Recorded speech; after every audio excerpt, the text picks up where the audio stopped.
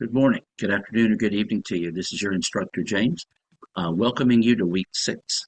I'm going to do a brief overview for the week, and then I want to spend the majority of my time in this video on the two written assignments that you'll have.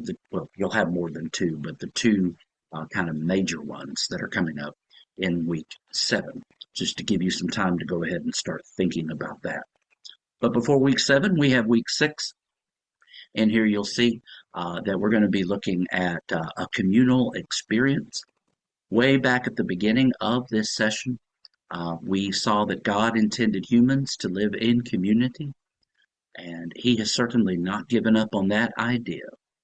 Long term, God's plans for creation and for humans is indeed community. So we're going to look at some of the key biblical ideas that are showing us how important community is to God. Now, while there are no PowerPoint presentations this week, your reading has been beefed up a little bit, so I want to give you a heads up.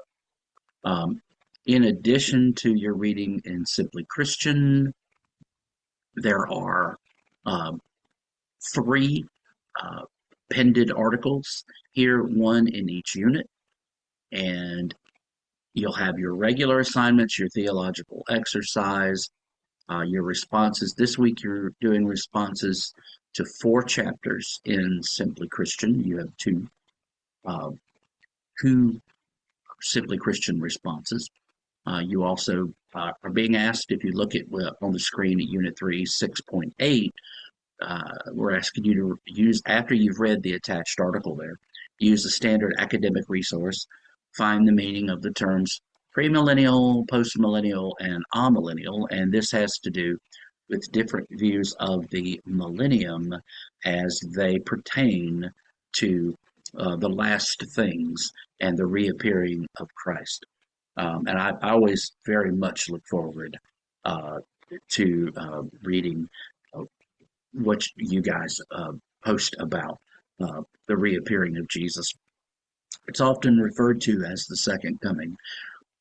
And so I'm looking forward to all of that. So here's everything that you have for week 6.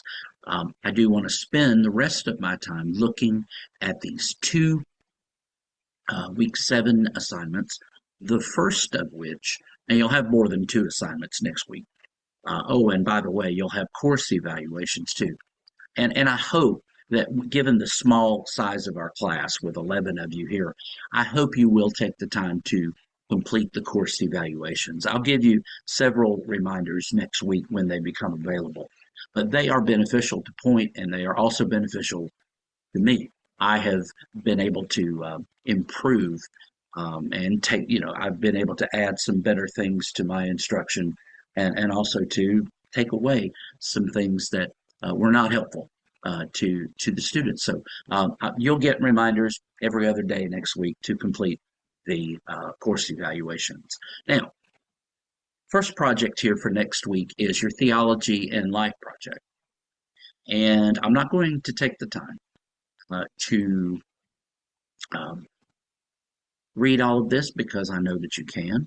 But because biblical theology cannot be studied as an academic exercise only, you are being required to participate in a project that helps discover a means to integrate what we're studying with real life.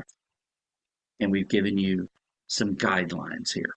Now, hopefully you have already been involved in doing this. It's not too late, but it's getting very late for you to begin this. You'll see here, we've asked you not to do it in a local congregation. We've asked you to connect with someone in the class, I hope you've already done that, or someone who's willing to work on the project with you in order to complete the assignment. Part of the purpose of the project is to help you see the value of creating and leading teams to address issues. And each project, whether they're in this class or not, must include a minimum of 2 people and no more than 4. So wanted to make you aware of that. The nature of the project must have a connection point with something we've learned in the class. And we're requiring a written report, and it must include all of the following. I'm not going to take the time, but if you follow those bullet points in your written report, you will do just fine. It always pains me to have to say this, and I don't expect this or anticipate this from any of you. But please don't make it up. Please don't grab something off of the internet and put that forward as your project. I don't expect that or anticipate that from any of you. But I just want to throw that out there and remind us of we are engaging in this project for God's glory, and um, as with all of your assignments, please submit your own work. Okay. All right. Now we're going to go back here, and I just want to touch on the statement of faith that you'll be turning in. We're asking you to assume that you have a friend who is not a believer, who is reasonably bright and interested in becoming a believer, and they have asked you, if I become a believer, what must I believe? So, taking what we've learned throughout this session, we're asking you to write a one page, single spaced. I know most assignments I want you to write double spaced, but just go ahead and write this one single spaced. Write a statement of faith. Now, this is the kind of assignment that you should probably rewrite at least one more time before submitting. And we've given you an example of what your final product, should look like. And again, as I said with the project, the Theology of Life project, don't copy it or any other statements of faith that you may find online. Be genuine. This is what we want. We want you to be genuine, personal, and authentically what you believe. Okay? I'm going to click on this document. You can see it brings up a file preview, which, depending on your internet connection speed, can take a little bit of time. And in this case, it's taking a little more time than I would have hoped. Okay, let me download it onto my computer and we'll get that thing open. We really do have a good connection here. Here it is. Okay. All right. And you can see it here. Just a one page document. Take some time, spend some time in this document, and I think it will serve you well. I hope you have a wonderful week. I want to tell you, I have enjoyed engaging with you in the assignments. Pray that the readings and the assignments have been fertile ground for you to grow in your faith in Jesus. And if you happen to not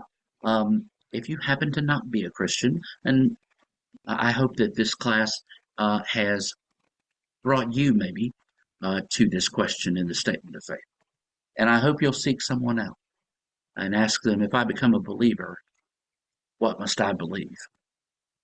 And we'll go from there. And I hope you guys have a great week. Thank you so much again for allowing me to be a part of this journey with you. You're getting a look at my Fortress of Solitude here.